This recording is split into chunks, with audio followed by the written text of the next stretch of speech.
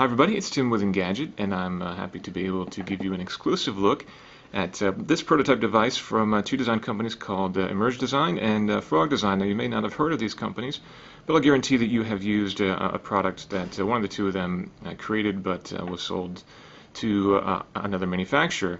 Now from the front it looks a little bit like maybe a Galaxy S or perhaps a bit like an iPhone, but if you look at it from the side you can see there's this kind of odd bevel there, and things are a little bit chunky. It's about 14 millimeters thick, but that's of course because there is a trick. Fold it open and you have a dual screen smartphone. Now this is of course going to immediately elicit comparisons to the Kyocera Echo, which we reviewed not too long ago, which is another dual screen Android smartphone, but this one is a little bit different in, well, it's actually a lot different in a variety of ways.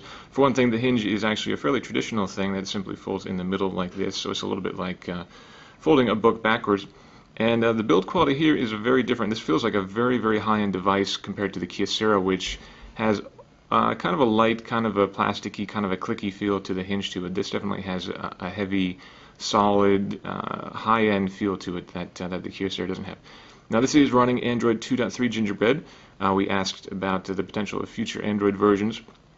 We're told that the companies are keeping their eyes and ears open for developments on the ice cream sandwich front, but for now we're talking 2.3 Gingerbread. Performance is reasonably good, even though the software is very early, so I will caveat that if you see some weirdness, certainly don't make any judgments now because we're still many months away from production on this device.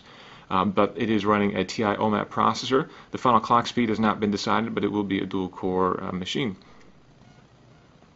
So let's take a look at the software. Obviously there has to be some customizations and tweaks made here to allow for dual screen support.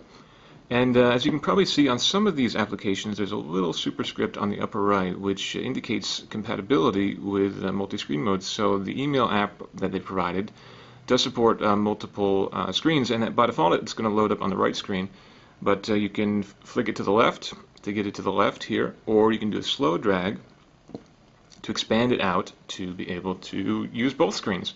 Now you can see on the left I've got this folder view, and if I pick the inbox for example, I can see the emails over on the right. Let's take this email for example, and now I get the details of the email on the right, but I get this view of all the other emails that are sitting in the inbox, and you can scroll through here, pick one, and it's populated over on the right. Now if I load up an application like Angry Birds, this application has not been customized, so I can't get this to go full screen, but I can have it running over here on one side while on the bottom I have my email going still, and I can drag from one to the other, basically again making things full screen. Or you can do a pinch gesture and swap them. And another interesting thing, basically if you're looking at the device like this and you want this app to go full screen, you just turn it like this, and basically it falls down to take up the entire display, both displays. So it's kind of a nice intuitive gesture. If you have two full screen apps, as you rotate it one way or the other, they'll basically take turns going back and forth and filling up the screen. Now you can load up multiple apps here, so this is the music app, and you can basically almost get like a card view of your applications. You can swipe from one to the other, just as if they were stacked, like on WebOS more or less. And again, you're using a bezel gesture, again more or less like WebOS. And again, just to go full screen, you do a slow drag like that, and it pops out.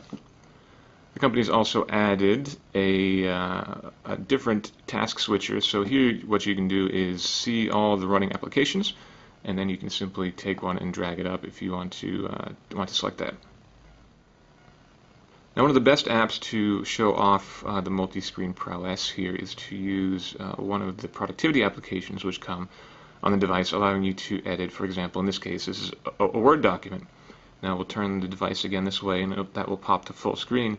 And you now have a really good view of the document itself. You can scroll through here anywhere you like to make changes. You can just tap on the screen and bring up the full screen keyboard. Now that's a little bit of an unfortunate glitch. You see that I selected text in the bottom of the screen, and the keyboard kind of came in and hid that. So I'm sure that will be something that the company will change. But you've got now a nice roomy keyboard.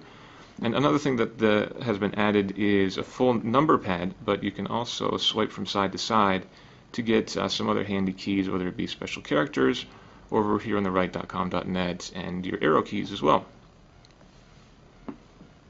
Or if you go full screen this way, you still get much the same view of the keyboard, now taking up the lower half of the screen.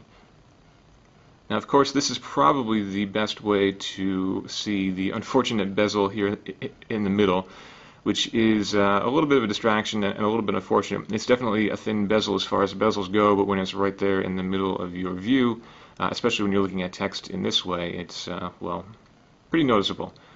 But if you look at text in this way, it's obviously a little bit less distracting. And overall, this is definitely a nice way to edit your document, certainly much nicer than trying to go through a Word document or a spreadsheet or a PowerPoint on a single screen. So again, this is a prototype device, early hardware, still a few months out from production at least. We don't know what carrier this will be on, but right now, as you can see, we're running on AT&T. And we don't know how much it will cost, or even if it will have a proper name by then. I'm sure that it will have a proper name.